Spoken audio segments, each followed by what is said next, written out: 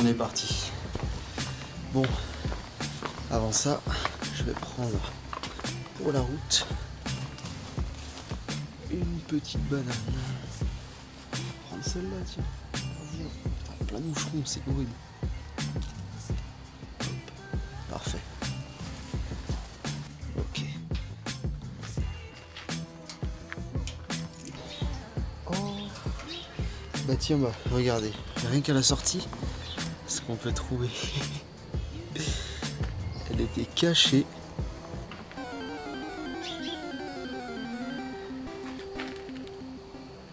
Elle était cachée là. Bon, je vais refermer le portail tranquillement. Normalement, elle passe. Elle va pas se faire écraser. Regardez-moi ce petit bonhomme. Je vais ranger les clés. Et puis on est parti. La question c'est où je vais. J'ai juste une information sur le chemin, c'est qu'il fait 6 km 3 aller-retour. Donc 3 km aller, 3 km retour à peu près. Le truc c'est que j'aime bien ne pas me renseigner sur les lieux où je vais, pas trop non plus. Un petit peu pour savoir si c'est dangereux ou pas, mais là c'est un sentier plutôt fréquenté. Vous voyez derrière, c'est peut-être ça. Donc en plus il y a les rayons de soleil là qui tapent. Les premières lueurs du jour, c'est hyper beau. Donc là je suis actuellement à Jarabacoa, en plein milieu de la République dominicaine. Donc là c'est plus dans les terres. Ça fait vraiment plus village de montagne parce qu'on est quand même à 500 mètres, donc ça va, c'est pas hyper haut. Bon, je vais manger ma banane et puis on se retrouve un peu plus loin sur le chemin. Et puis on le sent aussi dans l'air. On sent que c'est l'air de la montagne, c'est différent. On n'a pas cet air un petit peu humide qu'on peut avoir. Il y a des chiens vraiment très bizarres ici. Ils sont croisés, décroisés, recroisés dans tous les sens. Du coup, ouais, c'est vraiment l'air de la montagne. Elle est, je dirais, quasiment pure, quoi. Et il y a surtout une vue magnifique. Là, j'ai pas mal de vues. J'ai des montagnes tout autour de moi, très loin là-bas, avec de la brume et tout ça. C'est hyper intéressant le fait qu'il y ait autant de paysages différents dans un pays. T'as tous les biotopes qui existent quasiment sur la planète. C'est ça qui est assez impressionnant. Et ici, dans cette région, qui est vraiment le centre de la République dominicaine, vu qu'on est en altitude, les températures sont plus basses, sont plus fraîches. Du coup, ils peuvent cultiver plein de légumes, de fruits et légumes différents. Contrairement à la côte où il y a bananes, noix de coco et mangue, c'est tout. Enfin, c'est tout, il y a bien d'autres fruits. Mais ici, ils cultivent de tout, des tomates, des fraises, en fait tout ce qu'on peut trouver en Europe, vu que le climat est plutôt favorable à la culture de ces types de fruits et légumes. Donc voilà, je vous aurais appris quelque chose, encore.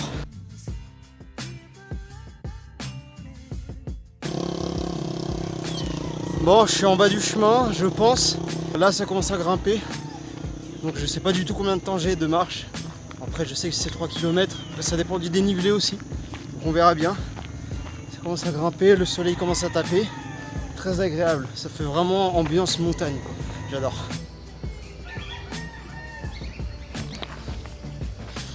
Très bizarre ça. Une sorte de croix avec des poupées dessus. J'aime pas. J'aime pas. La montagne qu'on voit là-bas, c'est le Pico Duarte. 3087 mètres d'altitude. C'est le pic le plus haut des Caraïbes.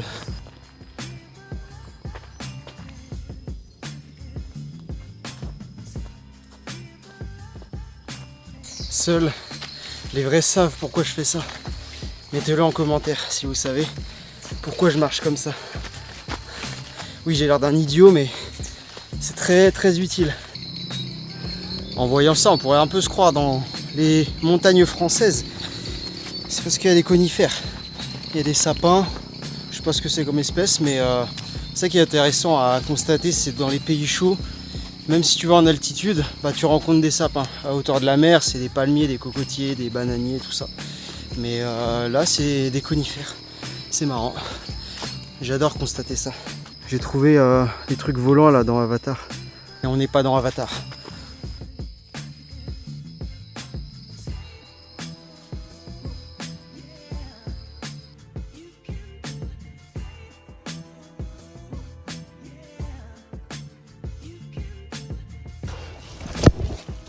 Ah, je fais...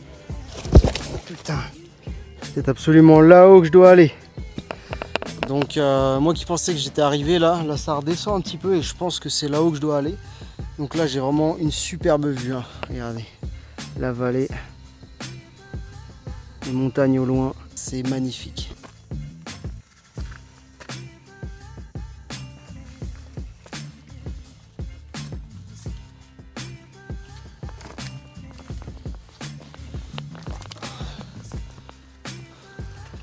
Vous voyez, au bout de ce chemin, je pense que je suis arrivé.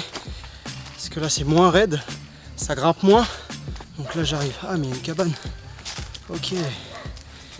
Voilà, j'arrive sur le sommet.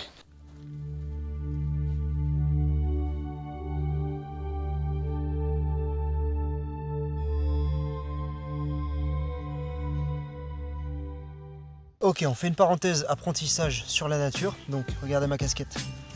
J'en ai plein. C'est des graines. J'ai plein de graines sur ma casquette. Sur mon sac, il en est rempli. Ça porte un nom. Ça s'appelle la zoochorie. Mais la zoochorie, c'est le transport des graines par des animaux. Par exemple, si ces petites graines se mettent dans le pelage d'un chat, d'un chien, d'un animal sauvage, ça s'appelle la zoochorie. Mais pour être plus précis, parce que c'est transporté par l'homme et de manière entre guillemets artificielle sur mon sac, ça s'appelle de l'anthropochorie. Et oui, c'est le terme qui est utilisé pour ce phénomène. Donc le phénomène de transport des graines qui s'attachent dans les poils ou dans les vêtements des animaux pour disséminer les graines. De cette manière-là, je suis en train de finir le travail que les plantes, la nature m'a demandé. Donc je dissémine les graines, je les enlève parce que c'est chiant aussi. On m'a attribué ce rôle sans que je le sache. Bien sûr, je m'en suis rendu compte, j'en avais plein le t-shirt, j'en ai plein la casquette, j'en ai plein le pantalon, j'en ai partout, même sur les bras, même sur la peau ça s'attache. Et ça s'accroche même dans les sillons des empreintes digitales, pour vous dire que c'est très très efficace. Voilà pour la parenthèse apprentissage sur la nature. Je vous aurai appris quelque chose. Zoochorie, anthropochorie, transport et dissémination des graines par un être vivant, donc animal ou humain. Voilà.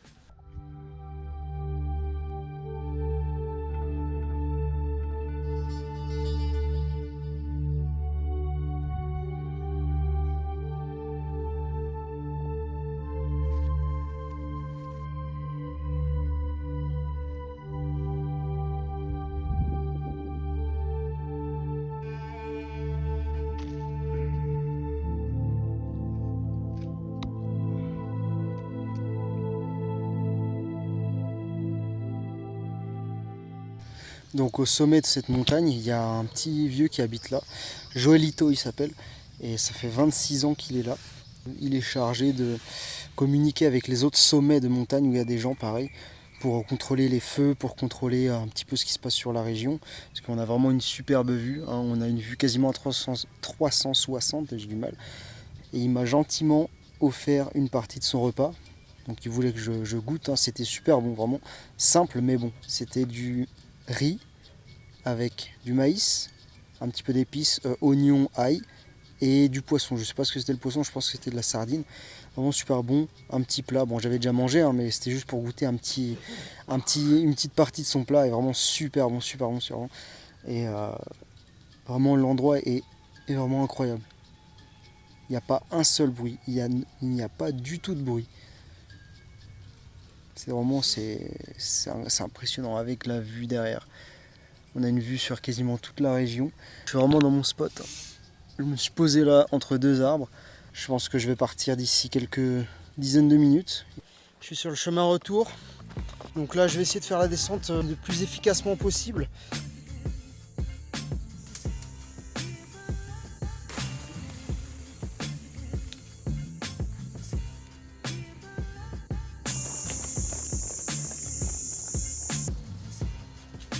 Bon, me voilà arrivé en bas. Au final, le chemin était beaucoup plus rapide que prévu.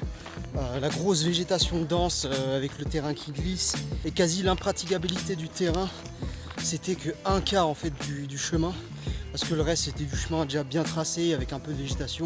Donc voilà, me voilà descendu. Il me reste quand même pas mal de route. Le truc c'est que c'est 6 km. Et je vous avoue que j'ai pas envie de les faire en marchant comme je l'ai fait ce matin, parce qu'en plus la route c'est dangereux, il n'y a pas de trottoir. Il n'y a vraiment pas de trottoir, du coup je pense que je vais prendre un taxi moto, ça ira plus vite. Et débrief en rentrant, on se revoit à la maison.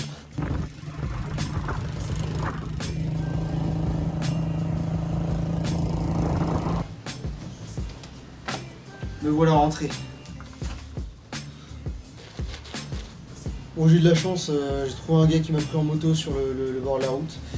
De toute façon, c'était mieux comme ça parce que marcher au bord de la route comme ça avec plein de voitures qui passent et tout, qu'il faut toujours faire dans le sens inverse de circulation, donc les voitures qui arrivent en face de toi. Si vous ne le saviez pas, c'est plus prudent. On voit le danger arriver, alors que si tu marches dans l'autre sens, dans le sens de direction, dans le sens de circulation, là c'est plus problématique. Voilà. Au moins, s'il y avait des gens qui ne le savaient pas, je vous l'apprends. On fait un débrief.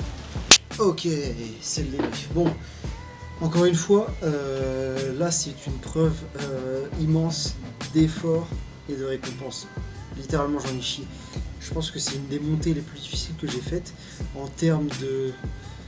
Alors, je dirais pas en termes physiques, parce que si ce n'avait été que la montée en tant que telle, la montée, ça aurait pas été si difficile que ça. Mais le pire, en fait, ce qui a compliqué la chose, c'est vraiment le chemin, la végétation dessus. Donc c'est pour ça que j'ai plein de graines sur moi. Et ça, comment ça s'appelle? Fallait écouter, je vous le redis pas. C'est là que je me suis rendu compte que vraiment, il y a des endroits comme ça, la tranquillité de la montagne, enfin, en tout cas de la montagne, parce qu'à la mer, t'as la tranquillité, mais t'as toujours le bruit, le ressac, le bruit du ressac, des vagues. C'est agréable, mais c'est pas du silence. Là, c'était vraiment du silence d'altitude. Et ça, c'était vraiment incroyable. Je ne m'attendais pas à rencontrer quelqu'un là-haut. Je me disais, bon, ça va être... il va y avoir quelques bancs, ça va être un petit peu aménagé. Mais non, en fait, il y a une personne qui vit là-haut. Et c'est ça le plus dingue. Du coup, j'ai pas mal parlé avec lui. Je pense que ça doit lui faire du bien aussi de rencontrer des gens. Parce qu'il m'a dit qu'il y avait des gens qui montaient. Mais c'est pas tous les jours. Je pense que vu la gueule du chemin, c'est pas tous les jours que des gens montent. Et dernière petite trouvaille, j'ai trouvé des oranges sur la route. Des oranges qui ne sont pas oranges, qui sont vertes, mais qui sont très bonnes. Hein. Je pense que c'est la même variété que j'ai mangé là-haut. C'est vraiment sauvage. Sur le bord d'un chemin, tu as des orangers. Donc voilà, c'est la fin de ce 3e vlog d'aventure. Restez branchés pour le reste des aventures et puis on se dit ciao.